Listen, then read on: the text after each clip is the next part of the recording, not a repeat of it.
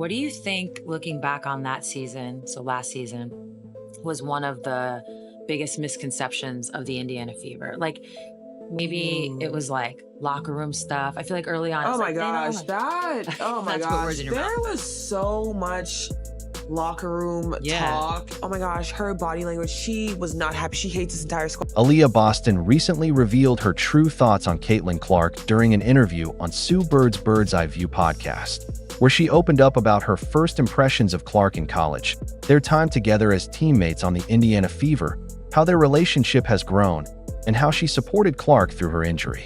Boston also shared locker room stories that have fans talking, making the conversation not just heartfelt, but also raw, real, and unexpectedly funny. People in the Fever were like, y'all. That's not my point.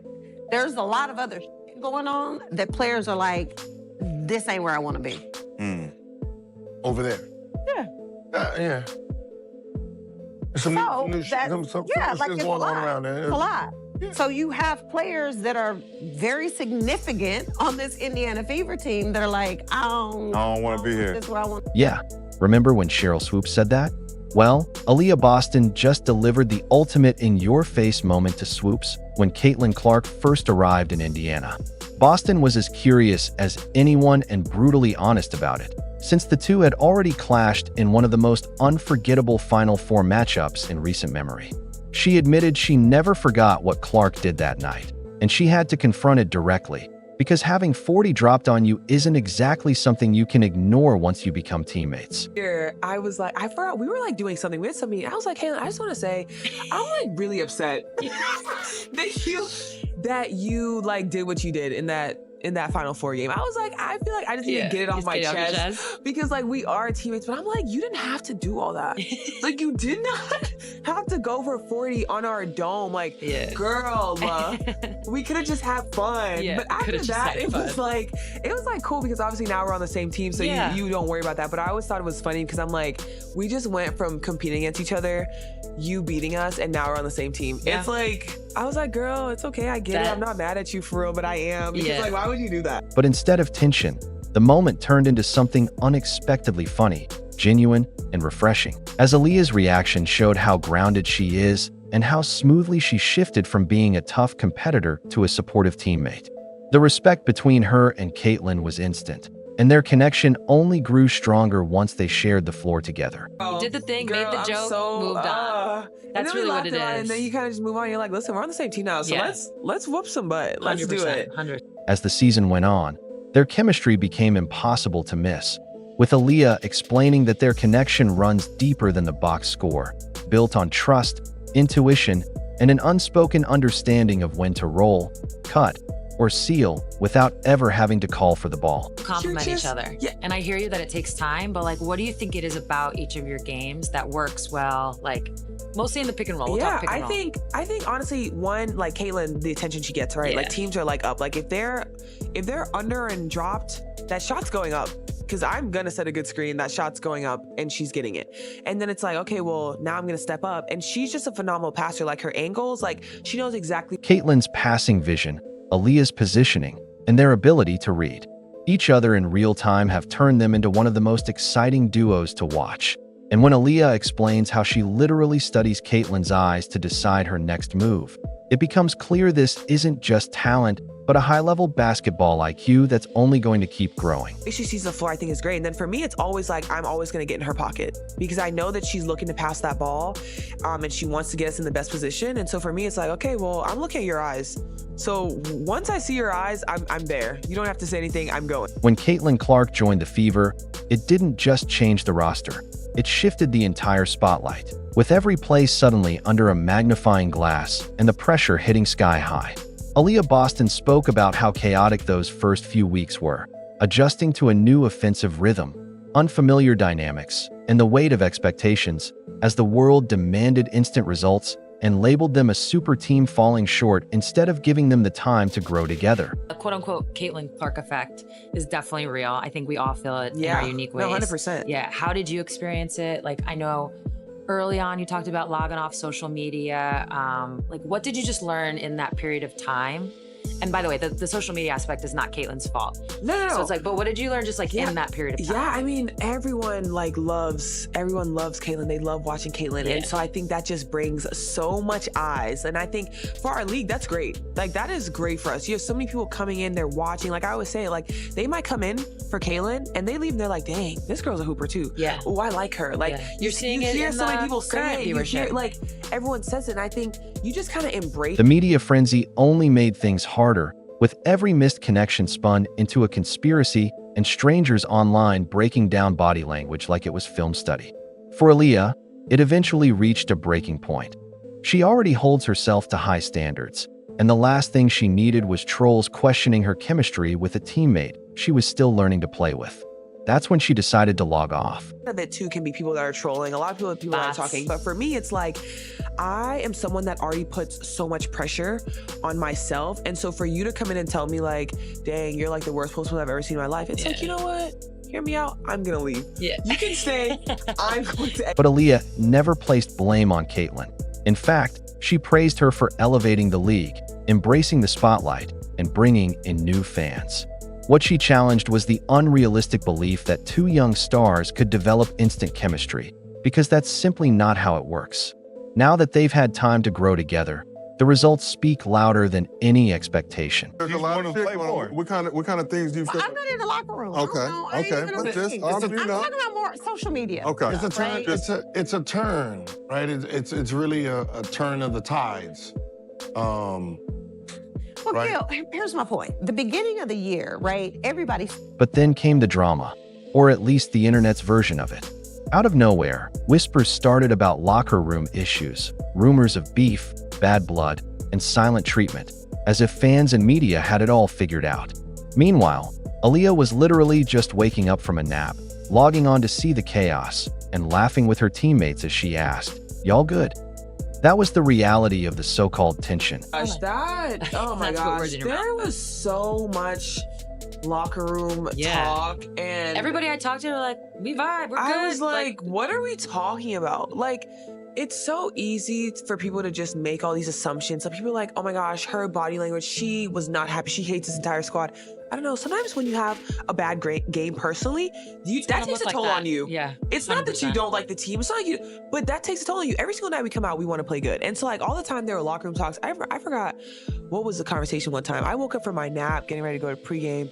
People are like, oh, they hate each other. They hate each other. We walked in the locker room. We're like, girl, you good? Yeah. I'm like, I just woke up. I couldn't tell you what's happening right now, but all I know is we about to hoop. At 7 p.m. Aliyah made it clear that all the stories swirling outside were nothing but noise, because the team was locked in, unified, and focused solely on winning. The Fever didn't just protect the locker room.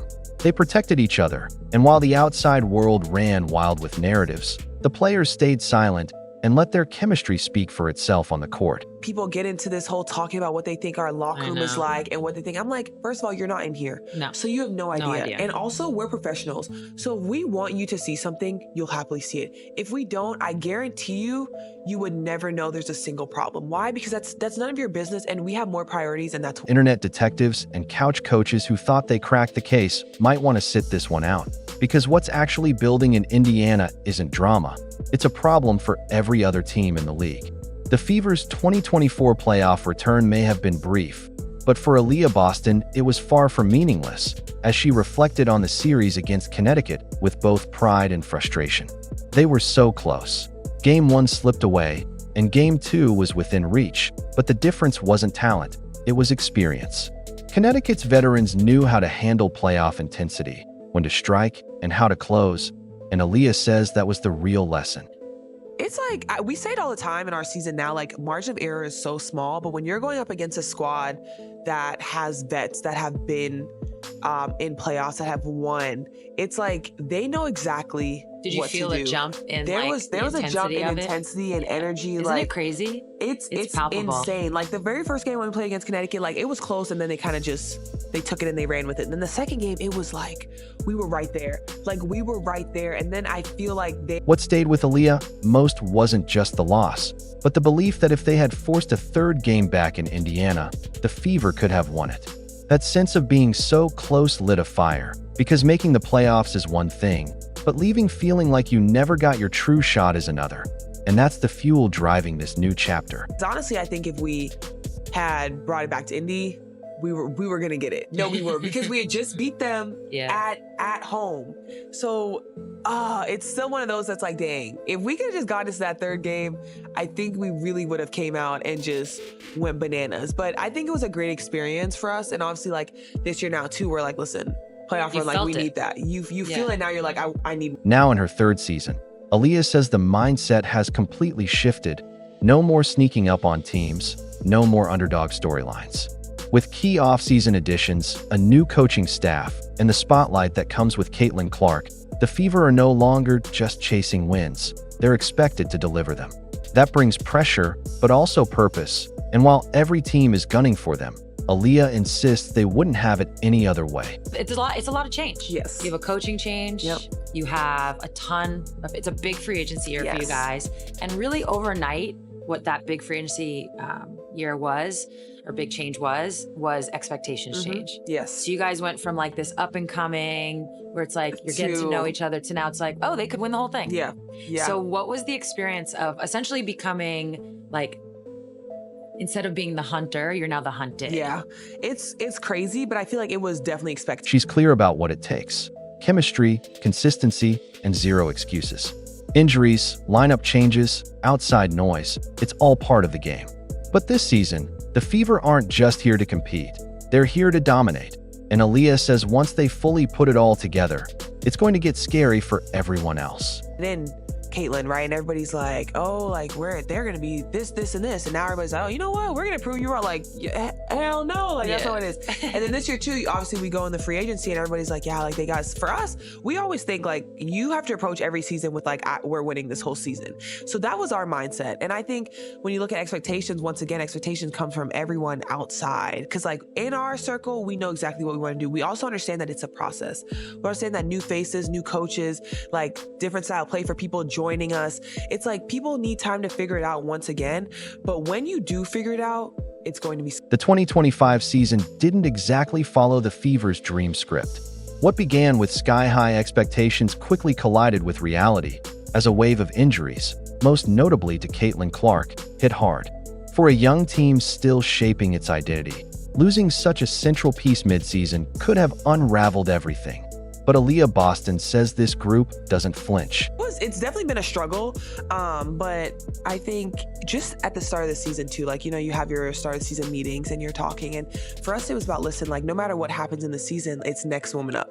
And you have to be ready. And I feel like obviously struggling with injuries, and then, you know, you sign people and then they leave, and it's like, listen, like, whoever is next, be ready to play, because it doesn't matter. Like, the games still keep coming. Like, you still have to be ready to. She explains that from the very start of the season, the message was simple: next woman up. Injuries are inevitable, but excuses aren't. And whether it's a starter or a role player, everyone is expected to be ready to step in and contribute. That mentality, she says, has been the backbone of their ability to keep battling every night, even with key pieces missing. Specific to Caitlin being on the floor, off the floor. And I saw you talk on your own podcast about, like, the spacing and how different it is. But when you're entering a game, like, your mental prep, how does it change? Because it's two different systems, essentially. Still, losing Caitlin Clark wasn't just about missing a playmaker. It changed the entire rhythm of the offense. Aliyah explained how different the game feels with and without Caitlin on the floor. When she's out there, the ball moves quicker, the tempo rises, defenses stretch wider, and everyone has to stay on high alert. As Aliyah put it, when Caitlin's playing, be ready to run. Like, when C is on the floor, I'm like, listen, be ready to run. Be ready to get out. Be ready, because she's looking. She's looking. Going. She wants to play fast. Super early in the offense, and, like, we do that too as well here. But I think sometimes too now without her, like, we can get into, like, a little more half court execution, make the defenses work a little bit harder, first side, second side, third side.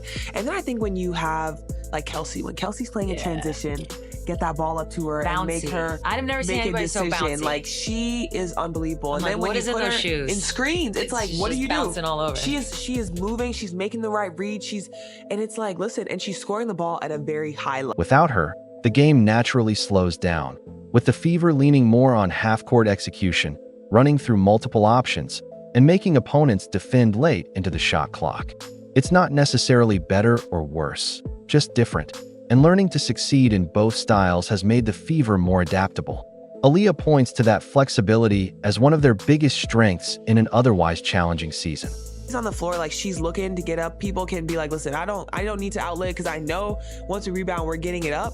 But I also think it once again it's like puts people on their toes because they're like, whoa, I need to find Kelsey in transition. I need to find Ari now. Like we got to find Sophie and Lexi knocking down threes. Like it's different, but I think everyone is once again finding their own rhythm, and that we just did a great job of like putting it all together. But Clark's absence hasn't been easy emotionally either. Aliyah admitted how hard it is to see a teammate go down, especially someone as competitive and invested as Caitlin. But she also knows she'll be back, and that belief fuels them to keep grinding. Every win they fight for now is a step closer to being playoff ready when she returns. What's kept them steady through the storm is veteran leadership, with Aliyah quick to credit players like Natasha Howard, Kelsey Mitchell, Sophie Cunningham, and especially Sydney Carlson for being the glue. Whether it's calming nerves, setting the tone, or cracking the perfect joke at the right time, those vets have been crucial in keeping the locker room focused and upbeat. Taz having more vets on the team, because that's a little different from your first 2 years. Yeah, no, seriously, I think it's been great. Seriously, it's been a blessing for me. It was crazy. We were just talking to Sid about this on the plane ride over here, and I was like, listen, like, it's great to have you guys because, like, we're young players, and like sometimes we still have that mindset of like, oh my gosh, I need to be perfect, like I need to, and having vets like Tosh and Sid, like honestly, like I know everyone thinks Sid like the comedic person, like so funny, but I think getting to know Sid and who she is, she's like the best person for any locker room and for our locker. Aliyah even shared a story about Sydney Carlson, often seen as the team's comedic spark, revealing a whole other side behind the scenes. She knows exactly when to speak up, how to pull someone aside, and what to say to reset their mindset. That kind of leadership, Aliyah says, isn't something you can teach. It's something you feel, and in a season full of chaos, it's meant everything. She knows exactly what to say. She knows exactly how to say it, how to be in your ear and just continuously talking to you. And it's just like, it's perfect. I told her, I was like, listen, I hear you talking. Sometimes I'm like trying not to crash out internally, but I promise I'm hearing what you're saying. Like I really am. And I think just having those vets, like vets that know how to win, but also know how to like tell you like, you're good. This is, it's a process. The journey. Not every game is going to be great, but keep shooting. Yeah. And I feel like that's like how we've been with each other, is that mindset of like every shot you take becomes. So while 2025 may have opened with setbacks, the Fever have turned it into a masterclass in resilience, learning to win ugly, adapt on the fly, and trust each other under pressure. Every injury and adjustment has only made them stronger, and once this roster is fully healthy, that early adversity might prove to be their greatest advantage. Now they find themselves locked in a WNBA semi-final battle with the Las Vegas Aces, where every game feels like a dogfight. The series shifts back to Indiana. The energy is razor sharp, and what makes it even more stunning is that the Fever are doing this while missing 6 key players. The odds look stacked, but instead of folding, they've leaned into the chaos with Aliyah Boston, described by head coach Stephanie White as the team's rock, balancing fierce competition with emotional leadership, showing exactly what happens when a team refuses to let adversity define them. As the series heads home, they're not just playing for wins, they're making a statement. The Fever may be battered, but they are never broken. Aliyah Boston has leveled up through injuries, media storms, and sky-high expectations, standing as the anchor of a team that simply will not crack. Alongside Caitlin Clark and the rest of the Fever, they've turned doubt into fuel and adversity into identity. The Indiana Fever are here, they're real, and they're far from finished. If you've been sleeping on them, now's the time to wake up, because the best is still ahead. Comment A, B, and CC to show your support for Aliyah, Caitlin, and the Fever. Like this video, subscribe, and turn on all notifications so you never miss out. Click the video on the screen, and we'll see you in the next one.